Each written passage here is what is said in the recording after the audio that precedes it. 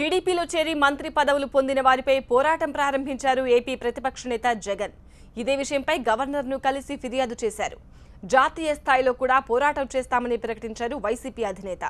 అవసరమైతే న్యాయ పోరాటం కూడా చేసేందుకు సిద్ధమవుతోంది ఏపీ ప్రతిపక్షం. వైసీపీ గుర్తుపై గెలిచి అధికార పార్టీలో చేరిన నలుగురు ఎమ్మెల్యేల్ని మంత్రులుగా తీసుకోవడంపై ఏపీ ప్రతిపక్ష నేత పోరాటం ప్రారంభించారు. రాజ్యాంగాన్ని పరిరక్షించాల్సిన గవర్నర్ స్వయంగా పార్టీ ఫిరాయించిన వారితో ప్రమాణం చేయించడంపై వైసీపీ అధినేత జగన్ అసహనం వ్యక్తం చేస్తున్నారు. తెలుగు రాష్ట్రాల గవర్నర్ నరసింహన్ను రాజ్భవన్లో కలుసుకున్న వైసీపీ నేతలు పార్టీ ఫిరాయించిన వారిని మంత్రుల్ని చేయడంపై ఫిర్యాదు చేశారు.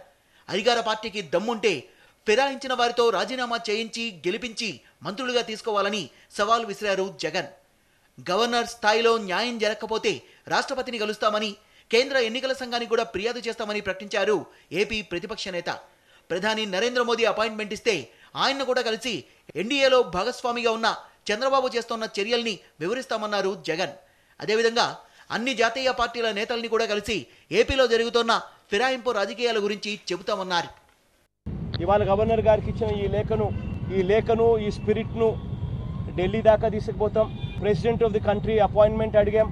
ఆయన అపాయింట్మెంట్ వచ్చిన వెంటనే ఢిల్లీకి కూడా పోతాం.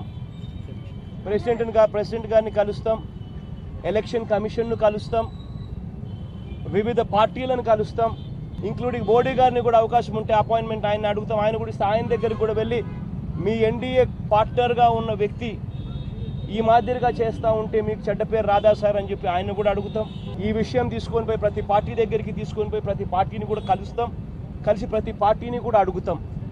ఏపీలో జరిగిన మంత్రివర్గ విస్తరణలో వైసీపీ నుంచి టీడీపీలో చేరిన నలుగురు ఎమ్మెల్యేలు అఖిలప్రియ, అమర్నాథ్ రెడ్డి, ఆదినారాయణ రెడ్డి, సుజయకృష్ణ రంగారావులకు చోటు దక్కింది.